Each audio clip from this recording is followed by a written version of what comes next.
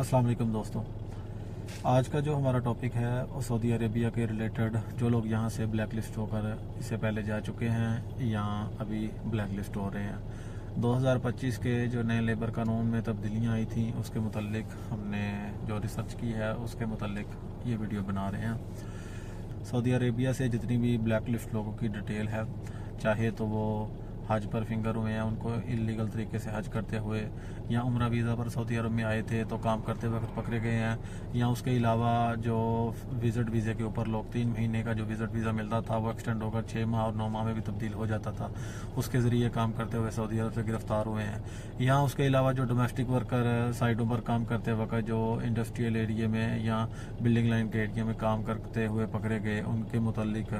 और इसके अलावा जितने भी लोग हैं जिनको कफ़ील लोगों ने हरूफ किया है या वो किसी कंपनी में काम करते थे और उनका इकामा एक्सपायर हो गया और कंपनी बंद हो गई या कंपनी ने उनके ऊपर हरूफ कर दिया भागने की वजह से, या फिर सऊदी के साथ आपका कोई मामला ख़राब हो गया और सऊदी कफ़ील ने आपके ऊपर हरूफ दे दिया।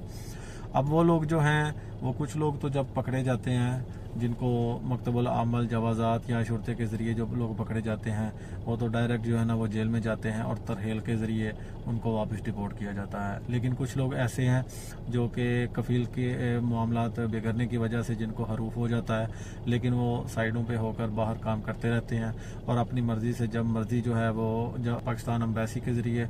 और तरहेल के ज़रिए जो अपना पेपर बनवा कर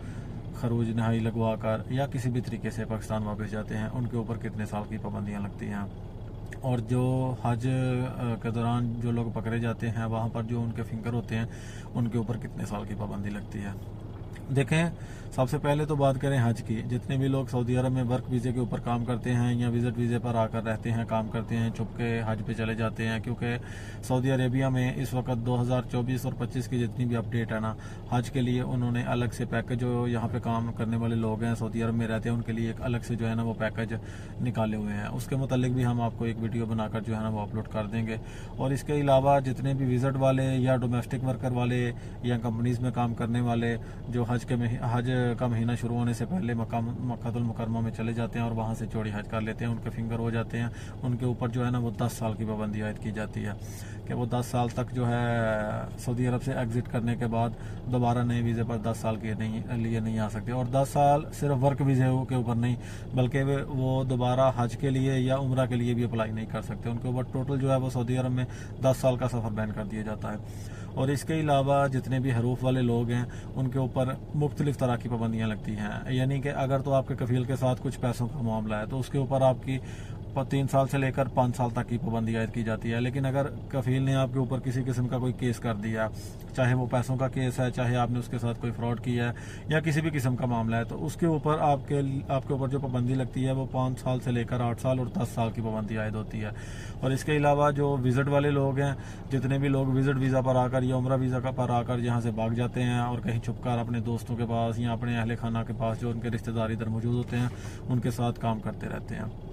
उनके ऊपर जो बैन है वो उम्रा के लिए तो 10 साल का बैन किया जाता है और बाकी वर्क वीज़े के लिए उनके ऊपर लाइफ टाइम का बैन लग रहा है। लेकिन 2025 में जो कानून में नरमियाँ की गई थी, 2024 में भी कुछ नरमियाँ की गई थी जिसके ऊपर इन्होंने ऐलान किया था सऊदी गवर्नमेंट ने कि जितने भी लोग हरूफ हैं या उनके ऊपर किसी किस्म के मामला चल रहे हैं तो उनको ये ऑफ़र की गई थी कि आप सऊदी अरब छोड़कर जा सकते हैं। उसके लिए उन्होंने मुख्तलिफ सिटीज़ में जो है जितनी भी कंट्रीज़ के लोगों के ऊपर जिनकी तादाद ज़्यादा थी, अब मिसाल के तौर पर इंडिया के लोग हो गए, पाकिस्तान के हो गए या बांग्लादेश के हो गए या अफगानिस्तान के हो गए, जिनकी तादाद ज़्यादा थी उनके लिए ऐलान किया था कि उनकी एम्बेसीज़ के एक छोटे छोटे ऑफिस जो है ना वो हर सिटीज़ में बनाए जाएंगे और हफ्ता में एक दिन जो है ना उधर जो ऑफिसर्स बैठेंगे और उनसे आप जो है ना वो फाइनल एग्ज़िट का पेपर बनवा कर, यानी खरूज नहाई का पेपर लगवा कर आप वहाँ से एग्ज़िट कर सकते हैं। उसमें आपको 60 दिन का वक्त मिलता था जो कि आपको दे दिया जाता था कि आप इतने दिनों के अंदर अंदर अपनी टिकट खरीद कर जो है ना वो अपनी कंट्री में वापस जा सकते हैं। उसके लिए आपको ओरिजिनल पासपोर्ट या अपने कंट्री का जो आइडेंटिटी कार्ड है उसकी फ़ोटोकॉपी अगर आपके पास ओरिजिनल है तो वो सबसे बेहतर है, नहीं तो आपको उसकी फ़ोटोकॉपी जमा करवानी पड़ती थी और अपना जो भी मामला है वो क्लियर करना होता था। अगर तो आपको पैसों का लेन देन है तो वो आपको कफ़ील के साथ मिलकर क्लियर करना होता था। लेकिन अगर आपका पैसों का मामला नहीं है, आपका सिर्फ और सिर्फ इकामा एक्सपायर था, आपने दोबारा इकामा अपडेट नहीं करवाया, इसकी वजह से कफ़ील ने आपके ऊपर हरूफ दे दिया या आप डोमेस्टिक वर्कर हैं, आप अपने सऊदी के पास से भाग गए और बाहर काम कर रहे थे, उनके लिए भी ये ऑफ़र की गई थी। और अभी 2025 में भी ये ऑफ़र जो है ना सऊदी गवर्नमेंट की जानिब से जो है वो दोबारा आने वाली है। इसके अलावा कुछ लोग ऐसे हैं जिनके ऊपर हरूफ हो जाता है और वो दोबारा रियाज में आकर पाकिस्तानी एम्बेसी में जाकर उधर से अपना पेपर बनवाते हैं और फिर उनको तरहेल में जो है ना वो बेचा जाता है और कुछ वक्त का जो है उनको टाइम मिलता है, मुख्तलिफ टाइम मिलता है सब लोगों को। क्योंकि मेरा अपना एक दोस्त है जिसके साथ ये मामला हुआ है, उसका तकरीबन दिसंबर में उसने अप्लाई किया और उसको 15 जनवरी का टाइम मिला था। 15 जनवरी के बाद उसने फिर डिले कर दिया और फिर वो दोबारा एम्बेसी में जाकर उसने अपने पेपर जमा करवाए तो उसको मार्च का टाइम मिल गया। अब मार्च में उसने जाकर तरहेल में अप्लाई किया तो तरहेल वालों ने उसको 60 दिन का टाइम दे दिया कि आप 60 दिन के अंदर अंदर जो है ना वो एग्जिट कर सकते हैं। और इसके अलावा जितने भी ये विजिट और उम्रा वाले लोग हैं इनके ऊपर वर्क वीज़े का तो लाइफ टाइम के लिए बैन लग रहा है, लेकिन उम्रा और हज के लिए 10 साल का बैन लग रहा है। 10 साल के बाद जो है ये लोग दोबारा जो है ना सऊदी अरब में सिर्फ और सिर्फ उम्रा के लिए और हज के लिए अप्लाई कर सकते हैं। और इसके अलावा जितने भी लोग जो सऊदी अरब से पाकिस्तान, इंडिया, बांग्लादेश या किसी भी कंट्री में छुट्टी पे जाते थे और वो वापस नहीं आते थे, पहले तो इनका ये कानून था कि उनके ऊपर 3 साल का बैन लगाया जाता था। अगर कोई भी आदमी छुट्टी जाकर वापस सऊदी अरब अपने टाइम पर नहीं पहुंचा तो उसके ऊपर 3 साल का बैन लग जाता था। लेकिन 2024 के लास्ट में यह कानून जो है ना वो तब्दील कर दिया गया, बल्कि 2024 के जो हाफ में ही यह कानून चेंज कर दिया गया था कि कोई भी आदमी अगर छुट्टी में जाकर वहाँ पर रह जाता है अपनी कंट्री में तो उसके ऊपर किसी किस्म का कोई बैन नहीं लग रहा। वो एक दिन आपकी छुट्टी एक्सपायर हुई है, मिसाल के तौर पर आज रात 12 बजे आपकी छुट्टी एक्सपायर हो जाती है तो आप कल नया वीज़ा कोई भी अप्लाई करके उसके ज़रिए जो है वो सऊदी अरब में दोबारा आ सकते हैं। लेकिन हरूफ वाले और डिपोर्ट होने वाले जितने भी लोग हैं, ज़्यादातर लोग जो तो खुद एम्बेसी के ज़रिए या तरहेल के ज़रिए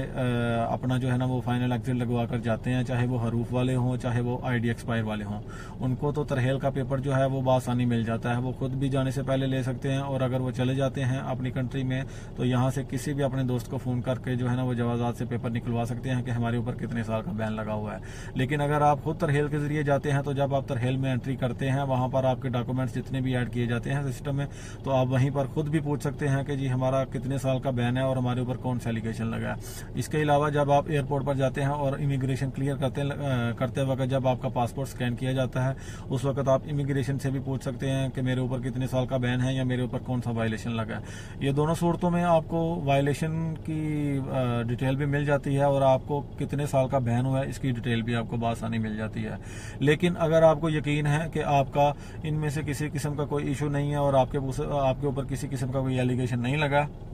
या आप खरूज नहाई लगवा कर इकामा एक्सपायर होने की वजह से खुद आपने खरूज नहाई लगवाया जवाज़ात से जाकर या मकतबुल अमल की ज़रिए जो है वो आपने लगवाया है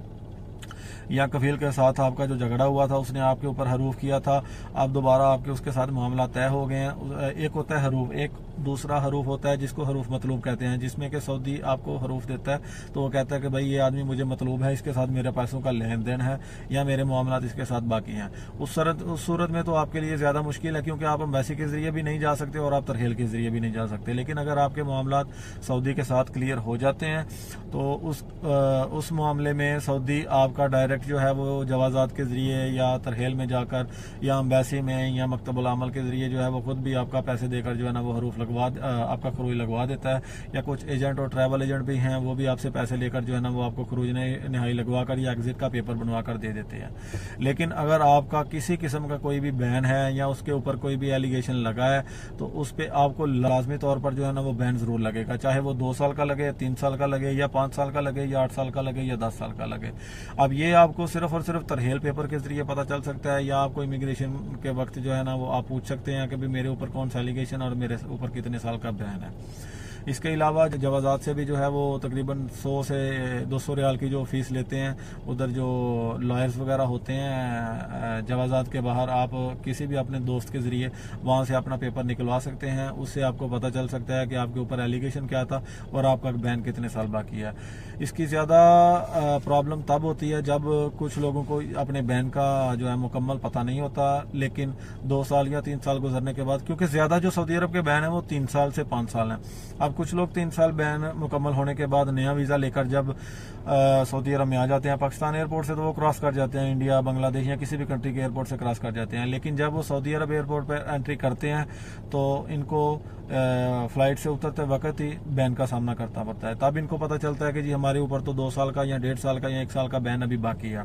तो फिर इनको दोबारा जो है ना वो डिपोर्ट कर दिया जाता है। अब उनका वीज़ा तो ज़ाया नहीं होता, वो जिस वीज़े पर सफ़र उन्होंने किया होता है वो वीज़ा दोबारा एक नया वकाला बनेगा किसी और आदमी के नाम के ऊपर, और वो दोबारा ट्रैवल एजेंसी में जाएगा और उसके ऊपर कोई ना कोई दूसरा आदमी सफ़र कर सकता है। लेकिन इसमें नुकसान जो है वो सबसे ज़्यादा उसी आदमी का होता है जो इसके ऊपर सफ़र करके आया होता है, क्योंकि उसने वीज़ा लगवाने के लिए सऊदी कौंसलेट को भी रकम पे किया, उसके अलावा मेडिकल भी करवाया, उसके अलावा ट्रैवल एजेंट को भी कीमत पे किया, और उसके अलावा उसका टिकट का जो खर्चा है वो भी ज़ाया हो जाता है। तो बराए मेहरबानी इस बात का ज़रूर ख्याल रखें, वीडियो को पूरा देखा करें और इस हवाले से मुकम्मल मालूमात हासिल किया करें। और इसके अलावा बैन के मामले में जितनी भी और कंडीशंस या किसी भी और किस्म की किसी को मालूमात चाहिए वो हमें कमेंट करके पूछ सकता है। उसके मतलब हम अगर वीडियो मौजूद होगी तो उसको लिंक शेयर कर दिया जाएगा, अगर नहीं तो उसके मतलब एक कंप्लीट वीडियो बना के अपलोड कर दी जाएगी।